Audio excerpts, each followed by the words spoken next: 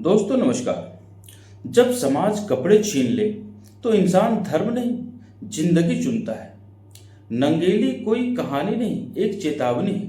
नंगेली कौन थी, आगे आपको कहानी में पता चलेगा।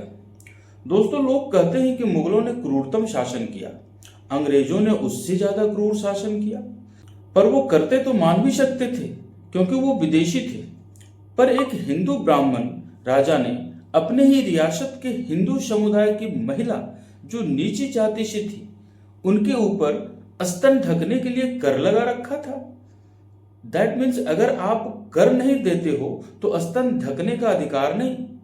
दोस्तों, आपको लग रहा होगा कि क्या पागलपन है, कुछ भी बोले जा रहा है। आज हम इतिहास के एक ऐसे जख्म पर सवाल उठा रहे हैं जिस पर आज की राजनीति मरहम भी रख रही है और वोट भी तलाश रही है, क्योंकि इन निम्न जातियों का अच्छा खासा वोट बैंक है। त्रावणकोर में मलक्करम जैसा अपमानजनक टैक्स सिर्फ शरीर पर नहीं, इंसान की गरिमा पर लगाया गया टैक्स था। एक बात और बता दूं, आज जिसे हम केरल कहते हैं वो उस दौर में एक राज्य नहीं, 3 अलग अलग शासन क्षेत्रों में बटा हुआ था और मुलक्करम जैसी अमानवीय प्रथा केवल त्रावणकोर रियासत में लागू थी। एक जरूरी जानकारी दे दूं, आज से इस चैनल पर प्रति सप्ताह एक दिन हम एक विशेष श्रृंखला का आगाज कर रहे हैं।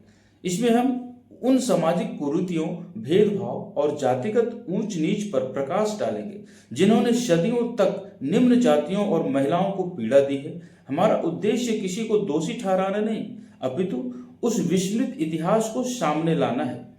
इसी श्रृंखला के अंतर्गत समाज के उस स्याह अध्याय की बातें करेंगे जहां एक महिला को अपने तन को ढकने के लिए कर चुकाना पड़ता था। एक अपील के साथ कि अगर आपने मेरे चैनल को सब्सक्राइब अभी तक नहीं किया है तो सब्सक्राइब कर लें, और वीडियो को अगर आप लाइक नहीं किए हैं तो वीडियो को लाइक कर लें, क्योंकि उससे हमें एनर्जी मिलती है, ऊर्जा मिलती है और अच्छे से अच्छे वीडियो बनाने के लिए, जो कि मैं आपके सामने लाता रहूं।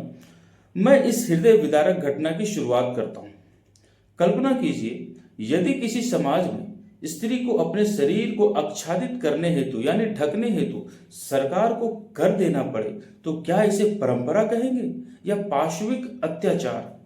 भारत के इतिहास में एक ऐसी नारी हुई जिसने यह कर चुकाने से इनकार कर व्यवस्था की नग्नता को उजागर कर दिया। उस महिला का नाम था नंगेली। निम्न जाति की कोई महिला अपने वक्ष स्थल को ढकना चाहती तो उसे यह कर देना पड़ता था, और यह कर स्तनों के आकार के आधार पर निर्धारित होता था। यह केवल एक कर नहीं, अपितु नियंत्रण और अपमान का एक क्रूर साधन था। नंगेली एक परिश्रमी महिला थी जिसकी आय सीमित थी, किंतु कर का यानी टैक्स का बोझ उसकी कमाई से कहीं अधिक था। वो पहले से ही व्यथित थी। कर वसूली का प्रत्येक क्षण उसकी आत्मा को कुचल देता था। एक दिन राजा का कर वसूलने वाला नंगेली के घर पहुंचता है। अब वही पुराना आदेश कि मुलक्करम चुकाओ। आज नंगेली मौन नहीं रही। हर बार की तरह उसने कहा, ठहरो, मैं अभी कर लेकर आती हूँ। वह दृश्य जो इतिहास बन गया, जिसकी आज मैं चर्चा कर रहा हूँ। नंगेली घर के भीतर जाती है, कुछ क्षण पश्चात बाहर आती है। उसके हाथों में केले के पत्ता और उस पत्ते पर उसके अपने कटे हुए स्तन। वह शांत स्वर में कहती है, ये लो मेरा कर वसूलने वाला हक का बक्का रह जाता है। भय और सदमे में वह वहां से भाग जाता है। यह कोई नारा नहीं था, यह एक महिला का अंतिम दलील था। आप सोच सकते हैं कि वह कितनी परेशान हो चुकी होगी, वह कर चुका कर कितने कर्ज में आ गई होगी कि उसको यह स्टेप लेना पड़ा कि इसके वजह से हमें हर बार कर देना पड़ता है, तो हम इसी को काट के खत्म कर देते हैं। अत्यधिक रक्तस्राव से नंगेली की मृत्यु हो जाती है। लोक कथाओं के अनुसार उसके पति चिरुकंडन ने उसकी चिता में कूदकर अपने प्राण त्याग दिए। चन्नार विद्रोह अब यह व्यक्तिगत घटना नहीं रही। यह जो विद्रोह था इसे चन्नार विद्रोह के नाम से जाना जाता है। चन्नार विद्रोह अब यह व्यक्तिगत घटना नहीं रही।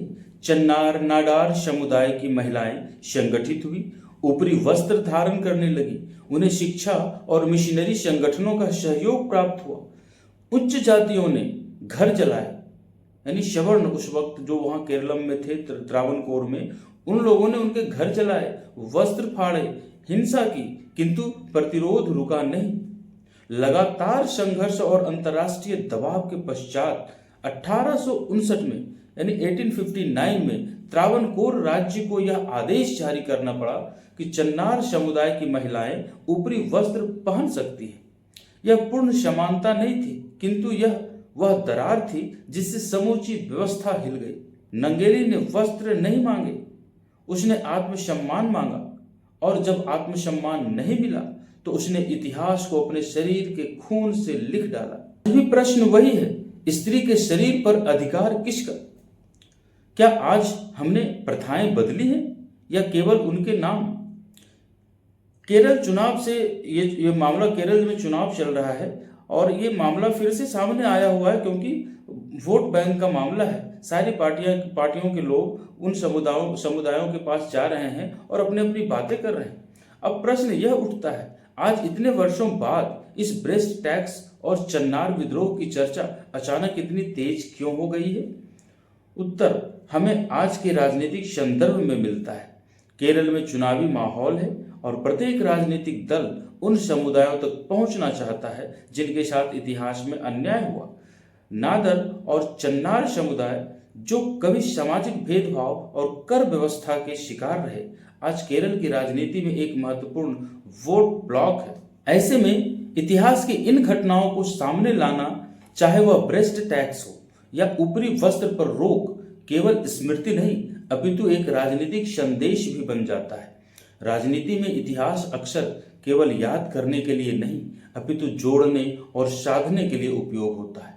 किंतु यहाँ एक महत्वपूर्ण प्रश्न है, क्या यह चर्चा वास्तव में सामाजिक न्याय की समझ बढ़ाने के लिए है या फिर केवल एक समुदाय का विश्वास और मत प्राप्त करने की रणनीति?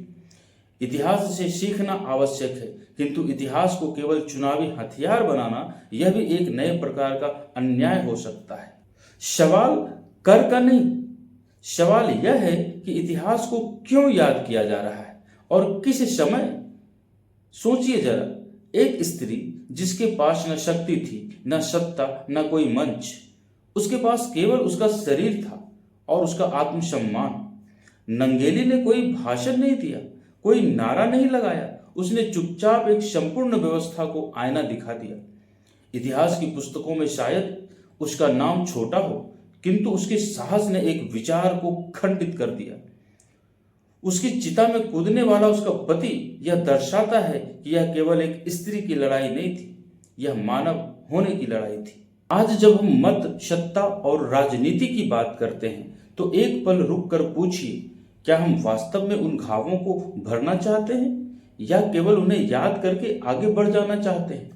इतिहास तभी जीवित रहता है जब उससे मानवता का जन्म हो, अन्यथा वह केवल चुनावी शोर बनकर रह जाता है।